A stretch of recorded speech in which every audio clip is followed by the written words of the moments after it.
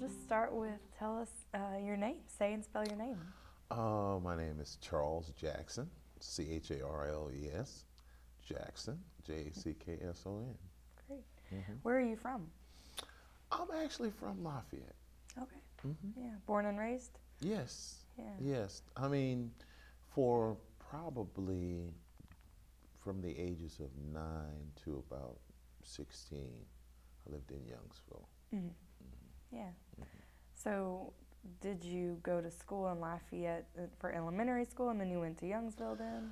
Yeah, it's kind of weird because up until the age of about 9, Mm-hmm. I lived in Lafayette, went to school in Lafayette, and then I was put into what the state called at the time a temporary foster home. Mm-hmm. And so the temporary foster home took me to Judy's first, lived there for about maybe a year, Mm-hmm. and then moved to Youngsville. Yeah. And while I was in Judy's, of course, Judy's Elementary School, and then went to Youngsville Elementary School, and then eventually to Como. So, Spartan. yeah. Yes, Okay, yes, yeah. yes. Mm-hmm. I'm a Lafayette Lion, so. Oh, well, We you know can't about talk the anymore. rivalry. You know about the rivalry. Yeah. Okay. At least you're not a Acadian. Right. At least you're not a kid. Yeah, exactly. Because, boy, we have a disdain for them folks. Anyway. Mm-hmm. So what was it like to grow up in Lafayette and Youngsville? Well, it was kind of interesting. Lafayette was an unusual experience because I grew up really, really poor, and from the ages of about maybe 6 to, well, say 5 to about 9 when I ended up being put in a temporary foster home. I ended up having to work in a vegetable field, and a lot of people can remember there was a big farm on Moss Street right past I-10, Mm-hmm. and to some degree, some of it is still there, but I worked there as a young kid and really didn't have a whole lot of, I guess you could say, a childhood, because, most kids just play in. But we ended up having to work, my brother and I, and we sold vegetables, and we went to what was Kmart food store at the time, right there off of what is that, Pierce? Right where Super One is. It used to be Kmart and Kmart food store right there. And we would push baskets, and people would give us quarters and dollars, and So that was kind of interesting. And then after being put in a foster home, that was very different, very, very different.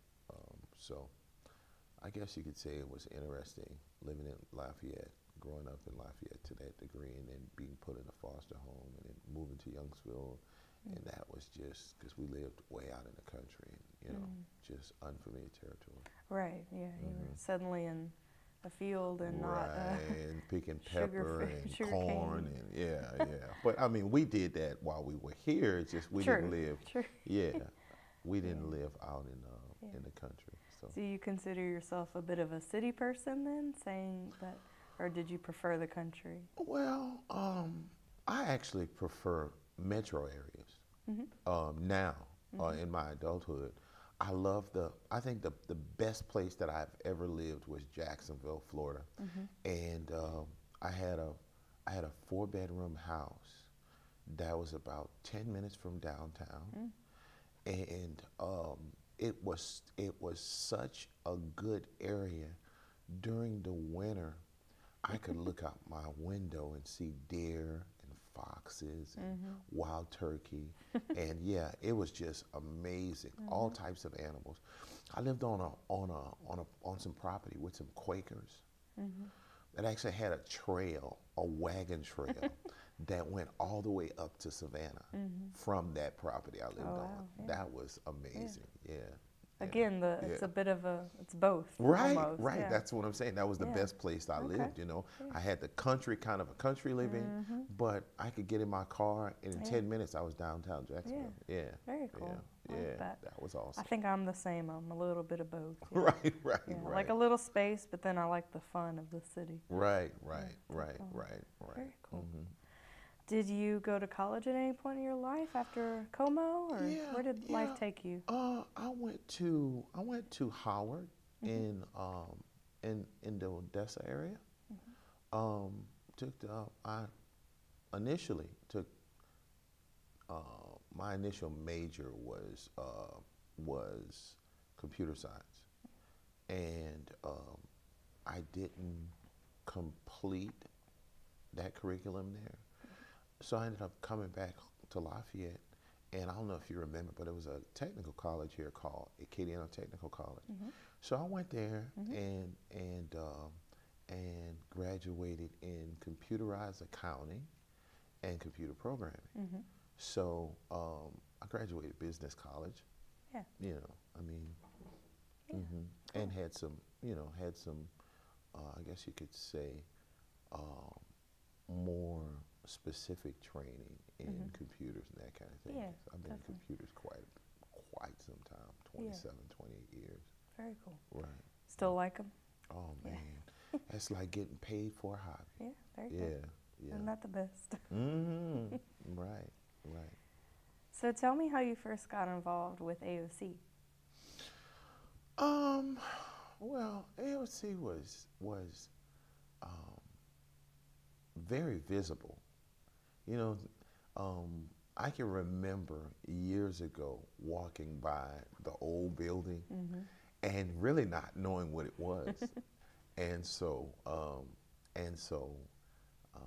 after I did my tour of duty, so to speak, and I say that when I moved away from Lafayette and went to the East Coast and, lived in Carolina and in Philadelphia and in Florida and Alabama. And my wife and I, we just felt a real burden. And, we're Christians, and we kind of try and follow our spiritual leading, so to speak.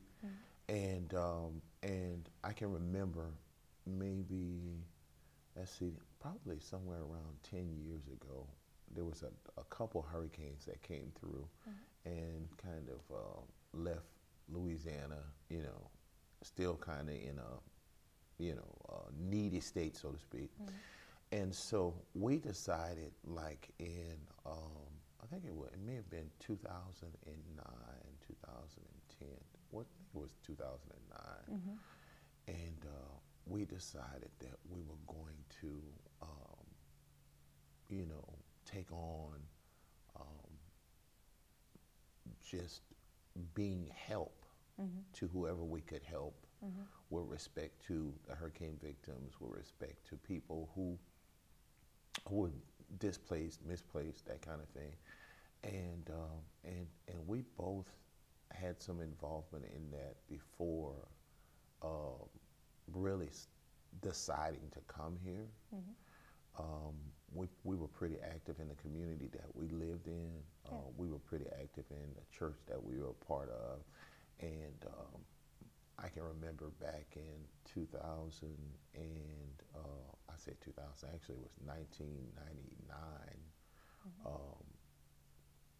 I built a education, well I said built it, actually built a network, computer network for the Police Athletic League in Jacksonville, Florida. And that was like something that I just found so much fulfillment out of, helping the kids and that kind of thing. So I just kind of continued doing that type of stuff. And then in 2009, we just decided, we prayed about it, and we decided that we would just leave everything we had in Alabama and move back here. And so we moved here. And our first exposure to here, I think we were in the bus terminal, and we walked by, and we were out talking to people about the Lord and that kind of thing. And I think we met Linda Langclose. And she talked to us about, of course, escape from poverty. And so we ended up coming here and she needed someone to edit video for her. And so I had some experience with doing that. And so we talked about it, we talked about it, we talked about it. Finally, they said, well, would you do that? And I said, well, sure, I would do that. And that was not the first time we heard about it. That was the first time we actually came here. Sure. We heard about it the first time from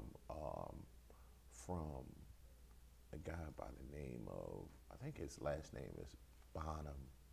I'm trying to think of his first name. Probably he Clifton. Clifton Bonham. Yeah. There you go. There you go. He was a member of the church we attended, and he would tell me that he was dropping a DVD off here, and so I'm like, okay. So when we finally came here, I thought it was so interesting that this was available, because I've been to quite a few cities, and you know, maybe they had this type of thing available, but I just maybe never, you know, had an interest, so to speak, to find out. But when I came here, and this is like where I'm from, and I'm like, man, all this is going on here, and I didn't even know about it. And so my wife and I, we came here, and we started spending a lot of time here editing Linda's videos, and she was in school, so she would come here, and she was taking some online classes, so she would come and take the online classes while I edited video, and we just got involved and you know, looked at it as an avenue for us to do some of the things that we were gonna, you know, were trying to pretty much have aspirations of doing. We started our recorded 30-minute show, and I mean, we were laughing the other day. It's been 4 years since we've had a show on AOC. That's big, yeah. Yeah. So, but Linda Langclose. So what was your first impression of AOC? Well, I was wowed. Yeah. I really was wowed. I mean, I was really wowed because being in the IT field and having access to a lot of computers and being kind of, you know, more familiar with that type of stuff than most individuals, I'd gotten involved in the recording industry with a couple different companies that I did work for, and I knew how valuable having access to this would be to a kid who has aspirations of being in the music industry or in the, you know, movie producing industry or something like that. And I really was wild. And then, you know, being able to rent or being able to check out equipment and, you know, and do remote shoots, and man, that was just, I remember I was like, wow. As a matter of fact, today, coming in here, you know, I sat upstairs in the reception area, and I looked at the wall that says the equipment that you can reserve, and I looked at that, and I'm like, man, this is really, and I mean, I'm familiar with a lot of the stuff, but I think it just kind of made a new impression on me again of how valuable this place really is, you know, and you know, for people who are looking for a place for kids that are go-getters and creative and that kind of thing. Man, they really, really can take advantage of this place. They really can. What surprised you most about working with AOC or at AOC? What surprised me most is the freedom. You know, the freedom to be able to, you know, do all types of creative things, you know, and take advantage of all the mediums, and I was looking at the class. As a matter of fact, I have the brochure with me again, and I was like, man, I need to get more familiar. I have some, you know, but I don't have a formal understanding of it. You know, we computer people, we end up having to deal with a lot of things that people, well, how do you do this? How do you do that? Yeah. And then you have to get acclimated to some degree. Yeah. But the formal aspect of it, you know, I'm really, really needing a basic understanding of animation. I can remember years ago, man, when I was first introduced to computers, before all the real life games. I mean, I can remember playing Duke Nukem, you know, and what was the other one? Wolfgang 3D. you know, that's pre all this stuff that we have now. I can remember studying animation and computer programming and looking at how object-oriented programming played such a big part in that. So, yeah, it's just the freedom, man. The freedom. That's the biggest impression AOC has made on me. It's the freedom to really express your creativity and to get help with it. And you have producers here. You have animators here. You have, you have people who understand the licensing. You have podcasts you can do. You have internet radio. I mean, it's just, it's really, really, it's really cool to have an AOC in Lafayette. Very cool. What's your dream project to work on? Well, my dream project is probably a short movie, a short film.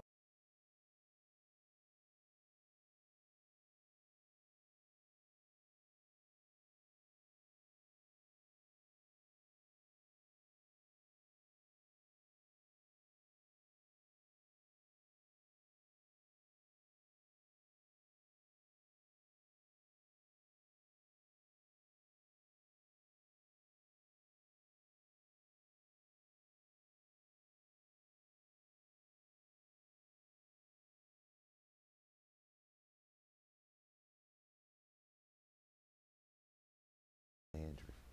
I remember Sudi asking me, man, what's this Game Changer show? And tell me about how you're going to rewrite the Bible. And I'm like, Sudi, we're not trying to rewrite the Bible.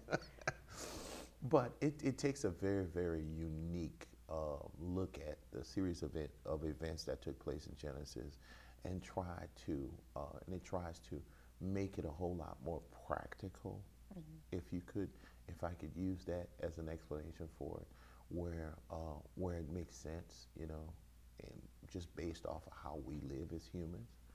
And I think I want to do a little small short film. Sure. Right. Cool. Sounds good. What are you looking forward to in 2017? In 2017, I think what we're and we've talked about it on the show. I think we have aspirations of getting more teens involved. So I talked to William. I remember I talked to William about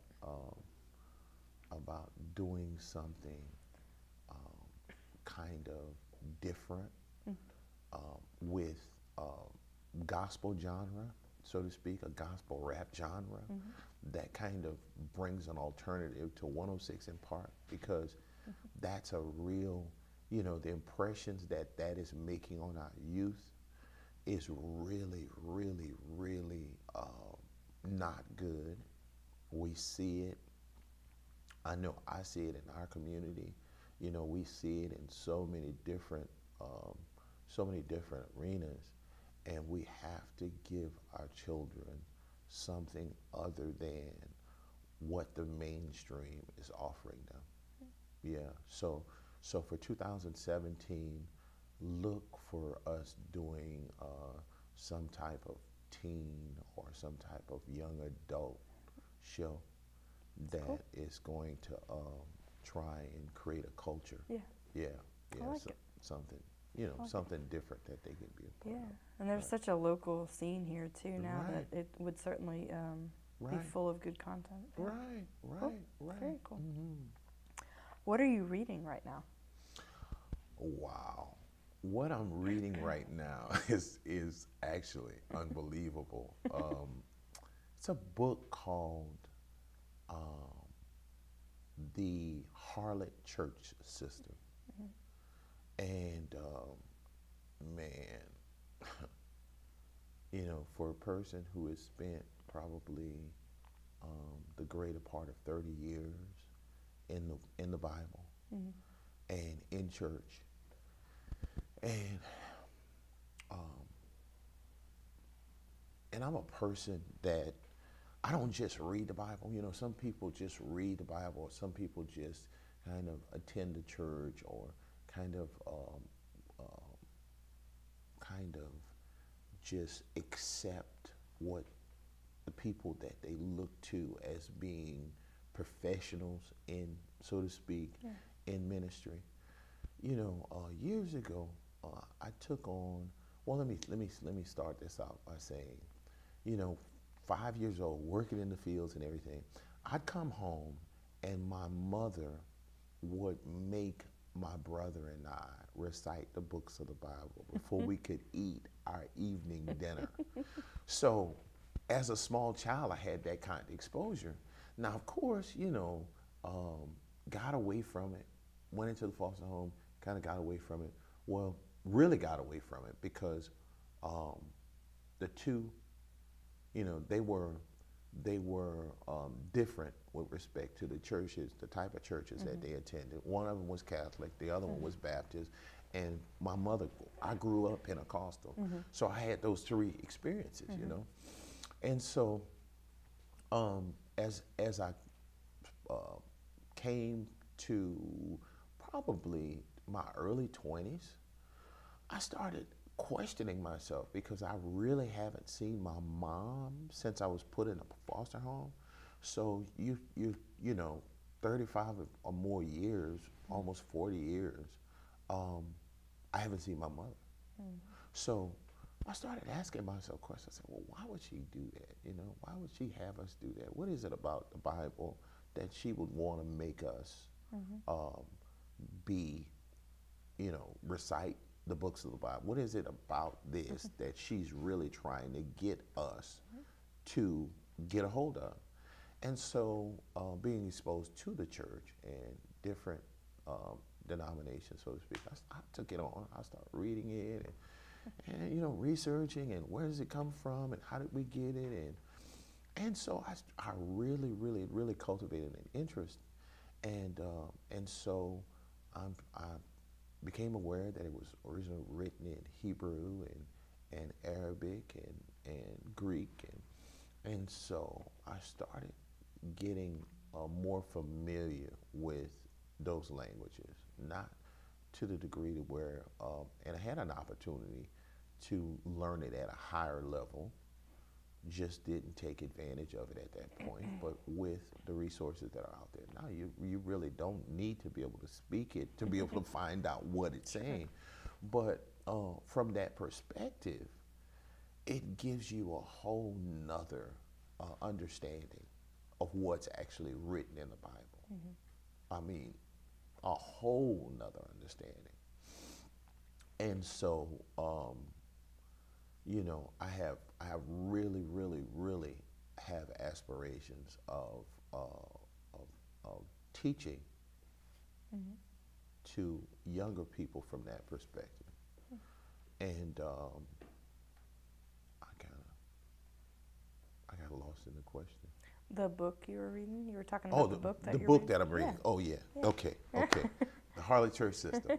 Well, being exposed to the church like that, and getting an understanding of the Bible the way that I understand it, a lot of things that the Bible actually teach, the churches aren't doing at all. I mean, you know,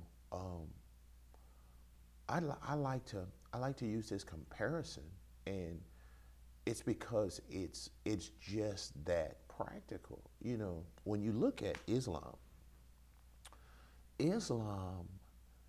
people, especially Eastern Islam, you know, Orthodox Islam, Sunni, Shiite, that kind of Islam. When you look at that, Islam, their whole life revolves around Islam.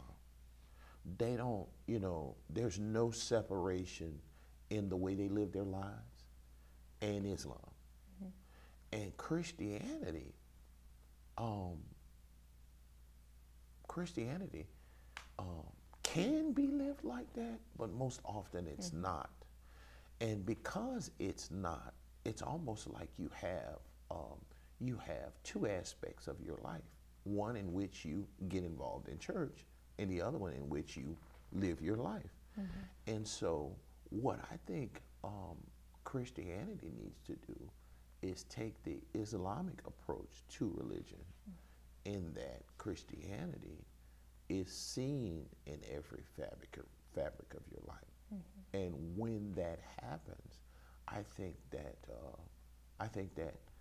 the way that we see the church now, because you know, I don't know how much you're paying attention to the Christian, so to speak, religious atmosphere, but Christianity right now is going through some really, really tough times. It's being criticized, it's being ridiculed, you know, and that's partially because we have that divide. You know, we live our lives this way, and then when we put on our church mask, you know, we live it another way.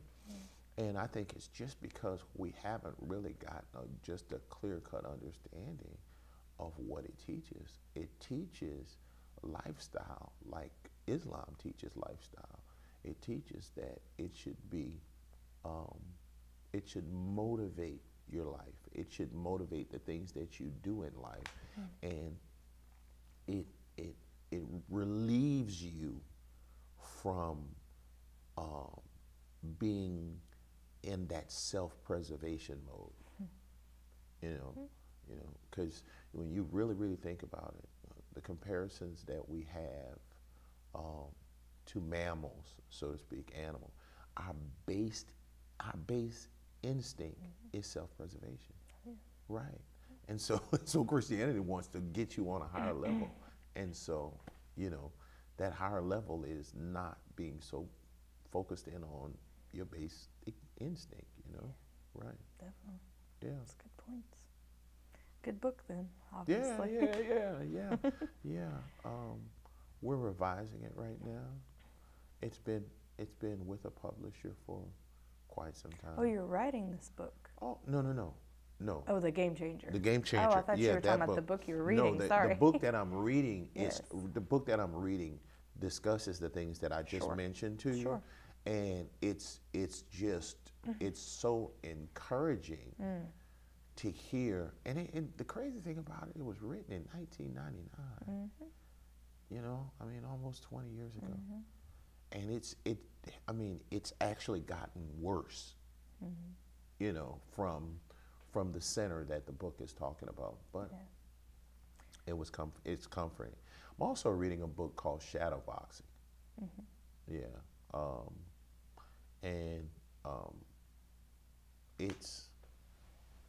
It's really a book about dealing with personal issues. You know, and I say personal issues.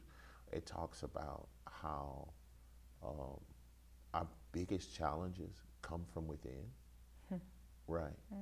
You know, take an internal look at the challenges instead of trying to say, well, it's this one's fault, it's that one's fault, this one's fault. Look at what's going on in here. You know, that's pretty cool. I just started reading it though, so yeah. Cool. To see where it takes you. Yes. Whenever you were a child, what were your favorite books or movies or sports heroes, anything like that? Wow, when you say a child, because remember, Right. all I did was work, and then when we were actually really poor, and so as a child, I don't remember movies. I don't remember even watching movies. I remember my brother was a big TV fan, but I wasn't. Let's see, and then growing up, I think one of the movies that made probably, I was never. Um, you know what my interest? And Yeah. I can tell you what my favorite book was, and Sure. you're gonna laugh at this. Boy's Life. Oh, yeah? You know what Boy's Life was? Is that the movie? No. No, different. Boy's Life Please tell me. was a volume of Boy Scout books. Oh, yeah, okay. Right. Yeah. And we would go to the library, Yeah. and I would go through them. Yeah. And while I was going through them, I was talking about this the other day with another older gentleman. I would build crystal radios. There you go. Yeah. Yeah, the little radios that you call the wire, and yeah, you could pick up the radio frequencies in the air from it. You had to listen to it on a cone or a tin can. You built your first computer. There you go. But that's where my interest was. My interest was in that kind of thing, and you know, everything. And years ago, I mean, we didn't have a whole lot. I think it forced us to be more creative. Yeah, we would definitely. come up with things. Exactly. You know, right? Actually played. Went out in the yard, played all day. Right. Didn't matter how hot it was. Yeah. Yeah. So I don't really remember any movies. I just remember reading a lot of Boy Scout books, and you know, sending in the little coupons and that kind of thing. So Cool. yeah. So that's about my greatest memory right there, reading. Who would you include on your playlist if you could only have one more playlist for the rest of your life? Who's on it? It can be multiple people. Wow, my playlist. Wow, who would I include on my playlist? I would include a guy by the name of Joseph Prince. I don't know if you've heard of him. I would definitely include him. What kind of music is that? He's a teacher. Oh, he's Sorry. Now, music wise. Yeah, Well, I don't. I'm going to matter. tell you. I spend a lot of time with music, but I listen to more of lectures and educational stuff. As a matter of fact, this morning I was looking for the audio book of the book that I gave you, because I'm always, I'm going from this service call to that service call. Yeah. So, playlist, music wise, I would definitely have Lecrae. Big fan of Lecrae. Let's see. A guy called Molly Music. Let's see. Who else?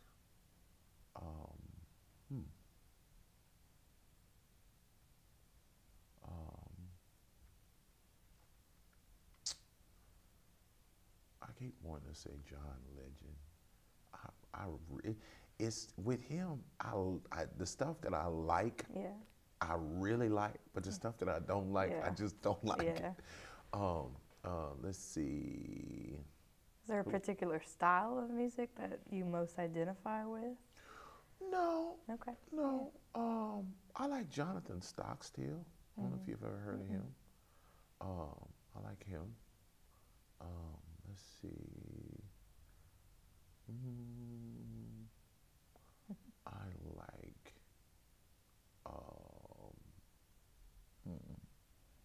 Najee. Some of his old stuff.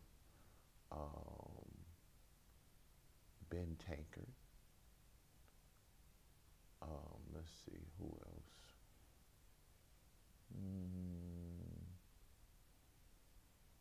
A guy by the name of, he's a saxophonist. If he knew, he's a friend of ours, and he travels the country. If he knew I'm having this much of a challenge calling his name out, he would kick It's me because in I the put shin. you on the spot. Yeah, but his name will come to me. He'll come to. It'll come to me. But he's a saxophonist. He is. I mean, his style is a lot like Kenny G's. Yeah, so Merlin Divine, There that's you his go. name, Merlin Divine. Wow, I Okay. can't believe that. Let's see, who else? I'm really,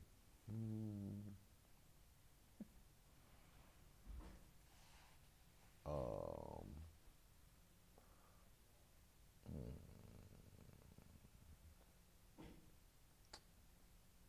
I'm trying to think here. No pressure. Yeah, probably.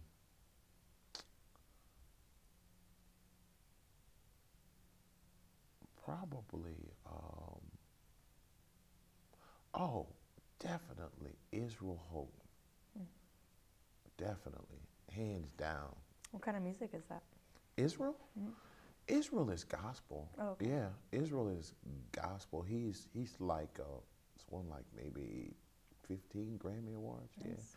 Yeah, he is a really talented musician. Let's see, listen to him. Well, that's enough of it. Yeah, because I'm drawing blanks Yeah, in my yeah, no pressure. Right, I'm not trying to, you don't know, right. just to get a feel for it. I could go through my phone now. I know. Not unless you really want to. As a child, you mentioned computers and liking them early on, but what did you want to be when you grew up? Wow, that's a good one. Because if I tell you this, you would, and most people kind of go. My father was probably, if not the first African American lawyer in Lafayette, and so I can't say that I ever. Now, my college professors told me, you know what, you need to be an attorney, because the way I talked to them and questioned them, and I was like, no, I'm not doing that. So I think I can remember as a kid telling my mom that I wanted to, and I don't even know if computers were even. I as a kid telling my mom, okay, I'm gonna work on computers. Yeah. And that was weird to me. Now, something else I do remember as we're talking about this is I like to put the little models together. Man, I was part of Models Club that sent me a plane of the either a plane or a kit like once a month. Yeah, so I think I liked assembling and disassembling things as a kid, but I don't think I had just outside of just liking computers. I don't think I had aspirations of being anyone other than someone who worked on computers. Cool. Very cool. If you could have dinner with 5 famous people from history or people from your life, who would they be? That's easy. I would love to have dinner with Jesus. Right. I mean, God incarnate. I would say that. Anyone else? Let me see.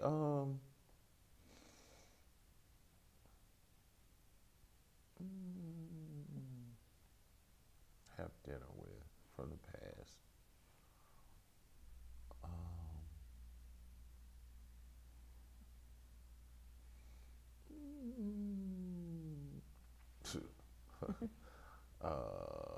Let's see. Dinner with my father.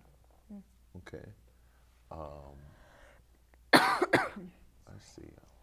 With maybe my grandmother.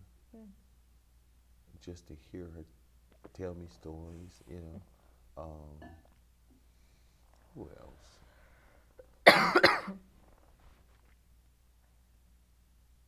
John F. Kennedy. And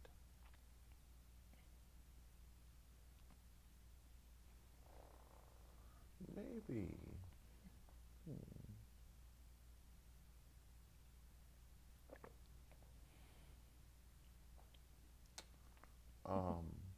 Hard to fill that last seat. Oh, no. It's not hard. I'm trying to determine whether or not which one. I I'm know. like, I can do this one, I can do that one, I can do this one. Probably Martin Luther King. Right. Yeah. Yeah. He's on a lot of people's. He's at a lot of people's tables. Oh yeah. Oh yeah. Well, for a specific reason, just not. Really? Yeah, really. Yeah. You have your question in mind? Yeah. My question in mind would be, what is it, or what was it that took place in your life that that caused you to be as passionate as you were about the things that you know, made obvious? Yeah. Yeah, because I would ask John F. Kennedy. It's a couple of things that I've heard him say that I would want to know what the motivating force was for that, because I actually think that's why he was assassinated, for some of the stuff he said. Yeah, definitely. Definitely a well-rounded table then. Oh, I like it. What's your superpower? My superpower is definitely God.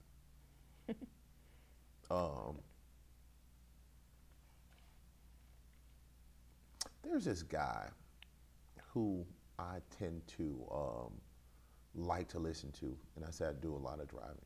His name is David Icke, I-C-K-E, and the way he talks about us as being humans is very, very motivational. And he talks about how we have the ability to do things that we can't even phantom, and because we're designed in such a way that we take on the things that we've been exposed to, and we conform to it, so to speak. He says that a lot of the potential that we have is locked in to what we've been acclimated to. And if we don't think outside of that little pathway, we pretty much confine ourselves to all types of limitations. And he used some good examples, like a woman getting in an accident and her baby stuck in a car, and there's no way she could have the strength that she has to be able to get the baby out, but yet she's able to get the baby out. And so his quote from that was, you don't really know how much potential you have until you're put in a position where that potential has to reveal itself. And so he says we should live a life of constant challenge, So, yeah. It's hard to make yourself do that. So my superpower is God. Yeah, it's hard to do that. It's hard to do that because everything around you wants you to conform. And so, you have to be able to be in that atmosphere, but not allow it to influence you in that big of a way. And so God is my superpower, because when I reflect, when I do those things that God, or that I understand the Bible to talk about, it causes me to be able to keep those forces at bay that would keep me confined. Right. Very cool. What's one thing about you that few people know?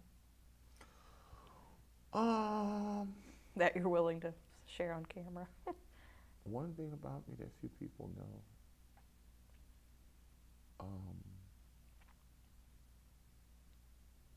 that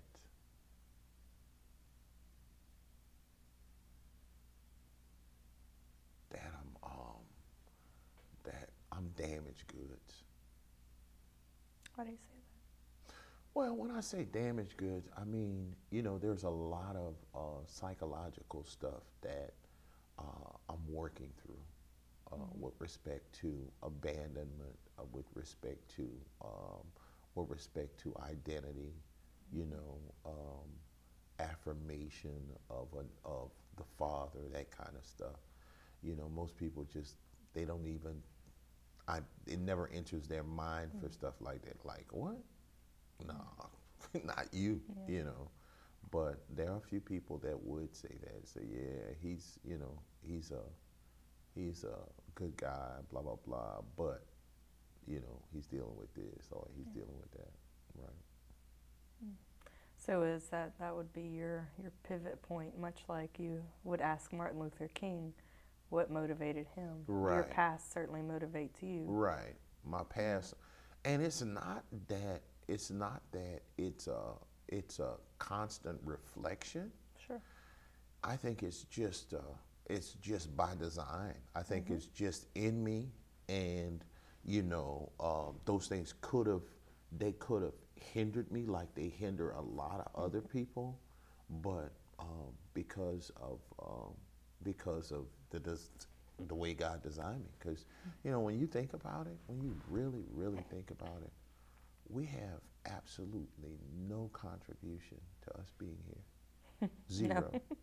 And you know, no contribution to us being here, no contribution to us being the race that we are, being born into the class that we're born into, living in this time in history, you know, whatever gifts, talents, you know, whatever expression of our personality we have. I mean, all that came from our Creator. And it kind of puts you on an equal playing field. Unless you allow yourselves to be conformed. See, when you allow yourself to be conformed, you start putting people on hierarchies. Well, this and this and this and this. No, we all start out in the same place.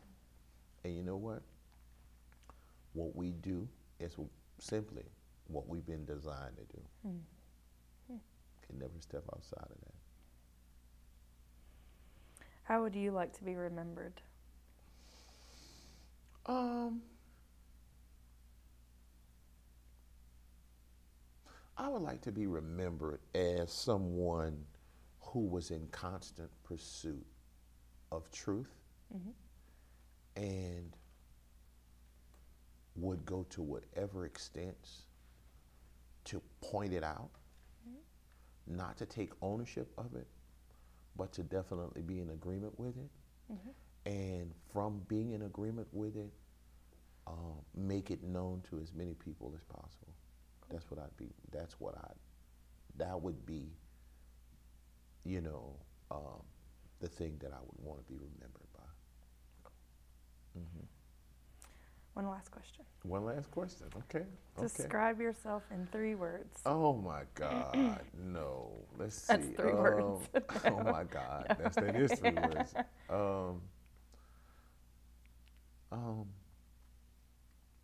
Loving, passionate, and serious.